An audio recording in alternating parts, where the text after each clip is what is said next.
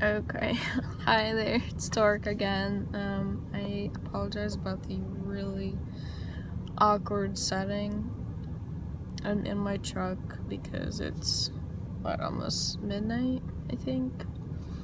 And boyfriend's sleeping, and I don't really know if anybody in this apartment complex is okay with me talking about witchcraft, so I'm gonna stay in my truck. Yeah, so sorry about that poor quality. Anonymous asked me, or said rather, I've been very low-key into witchcraft for a couple years now. I want to get into it more, but I feel like I won't have the time. Do you have any suggestions of what I should do? I want to feel more connected and get involved, but everything I read about seems like it takes some serious time, dedication. Any help you can offer is greatly appreciated. So I'm gonna try to break this down. I didn't write anything down, so I apologize if my thoughts are scattered. So one, you've been low-key into witchcraft for a couple years. That's totally fine. Like, there's nothing wrong with that. You don't have to be you don't have to be dedicated to it every single day of your life. You don't have to dedicate yourself to a deity or several deities. You don't have to, be in a coven or even, dedicate yourself to a particular path. Like, it's not really necessary unless that's what you want to do. So, one, I wouldn't feel bad about it. Me personally, I'm a spoonie. I have chronic illness, so I can't be 100% dedicated, every day. And, I don't think that I should feel bad about that because of my physical condition. But on the other hand, if you are going to dedicate yourself to a particular path or get initiated into something, if that's the kind of path that you're looking to be a part of, then yeah, you're probably gonna have to put some work into it. I want to get into it more, but I feel like I won't have the time.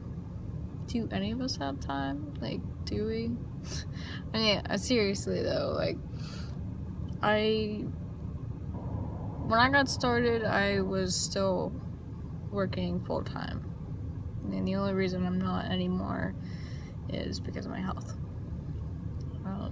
That's pretty much it. But that doesn't really give me any more time to practice witchcraft or do whatever I want. I think all of us are pretty busy with life, with jobs, with kids, what have you. And it's not the end of the world, if you don't have all the time. There's simple things that you can do every day or during the week to help you feel on track, or just smaller spells or whatnot. Like lots of people mention, enchanting your tea or coffee in the morning for specific intentions for the day.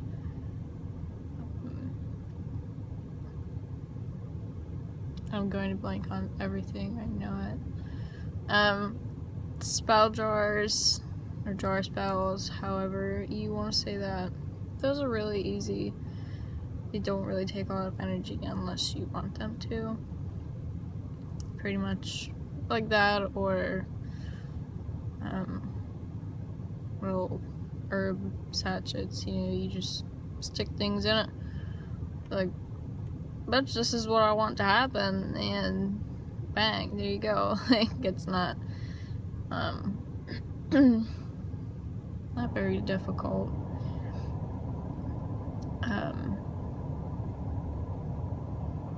So yeah, just, if your thing is to meditate or maybe do dream work or astral travel or whatever, if you can work that into your day, even if it's only like one thing per day, then, I don't really think there's anything to worry about. And lots of people take breaks, like they take breaks on a monthly basis, and they just need to focus on their own life, and that's totally fine too. Getting into your next question, you said, we'll start here. I want to feel more connected and get involved.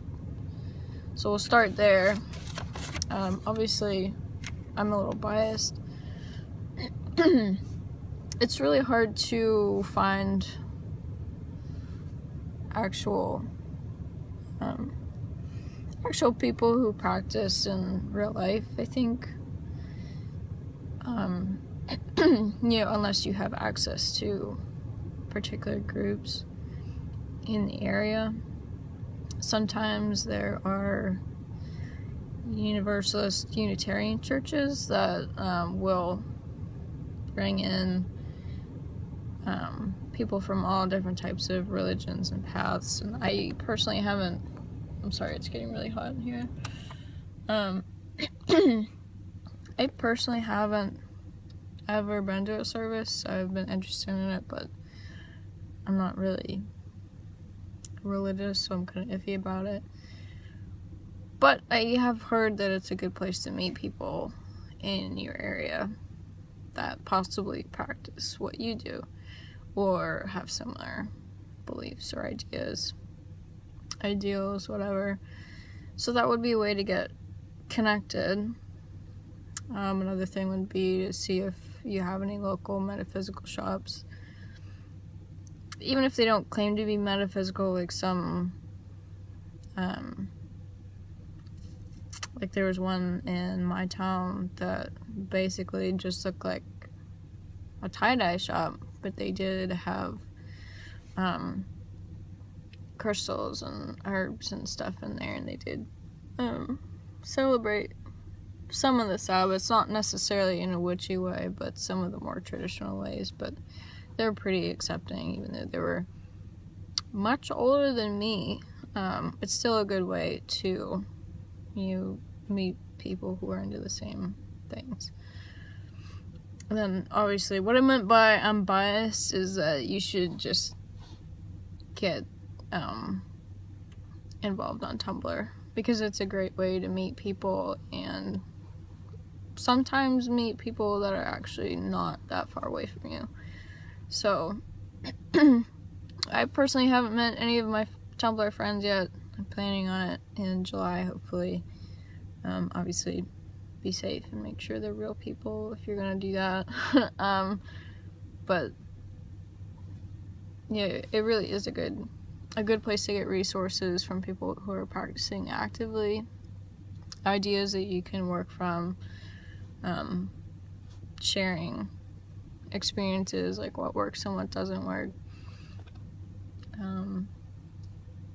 You like-minded people, just people to chat with,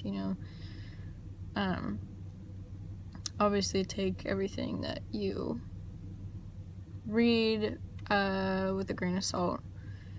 Do your research, but at the same time, when it comes to witchcraft books, I think a lot of the more available ones aren't the greatest, just because a lot of times they're either biased or have misinformation or don't actually have good sources. It's just them giving you their personal beliefs, and that's fine, but it's not really resourceful, like it's not that helpful. So I think witchcraft books are a good place to get ideas and kind of figure out what you believe in, and to go from there.